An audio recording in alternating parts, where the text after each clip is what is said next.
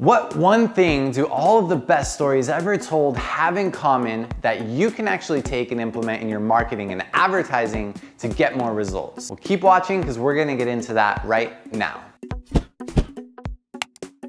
Hey, what's up friends? CJ Thomas here, and today I want to talk to you about something critical that you should be implementing in your marketing and advertising, especially if you're taking a story-driven approach. Now, the world of marketing and advertising is largely focused around this question of how do we capture an audience's attention and then maintain that attention over time. So what if I told you that there is a common characteristic shared among all of the best stories ever told, whether it's through books, television shows, movies, that you can actually take and implement in your marketing and advertising to get more results. So what the heck am I talking about here? Well, I'm talking about the importance of having conflict in your marketing and advertising.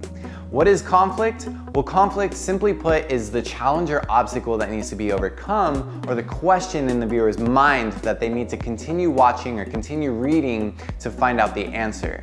So it's important to remember that conflict doesn't always have to be this big dramatic catastrophe. Again, sometimes it's just simply a question that you put in the viewer's mind. So why is conflict so important for you to use in your marketing and advertising? Well, when we use conflict, we can sort of guide our audience as to where they should put their attention. Because as humans, we usually pay attention to things that need answers or need solving. Think about it like this. One of the most popular television shows in recent history is Breaking Bad. How boring would Breaking Bad have been if nothing terrible ever happened to Walter White, if it was all sunshine and rainbows? Nobody would ever watch that show. So how can you implement conflict in your marketing and advertising? Well, at the simplest level, start by thinking about what challenges or pain points that your audience faces that your offering, whether it's your product or service, actually solves. Starting there rather than just coming right out the gate with your features and your benefits is going to make your marketing more engaging and more effective. Even better, this is where story comes in your marketing and advertising. Let's say you're doing client testimonials. Nobody wants to sit and watch or read somebody talking just blankly about how great your company is.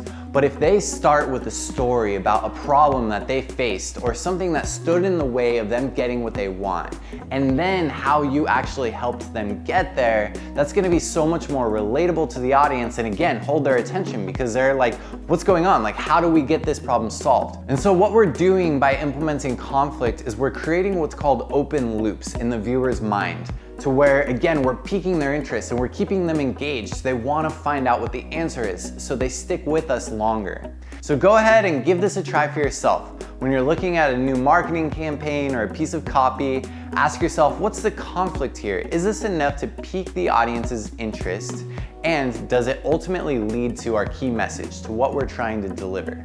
As always, let me know your thoughts in the comments. How have you used conflict in the past? Be sure to share this with a friend, and I'll catch you on the next video.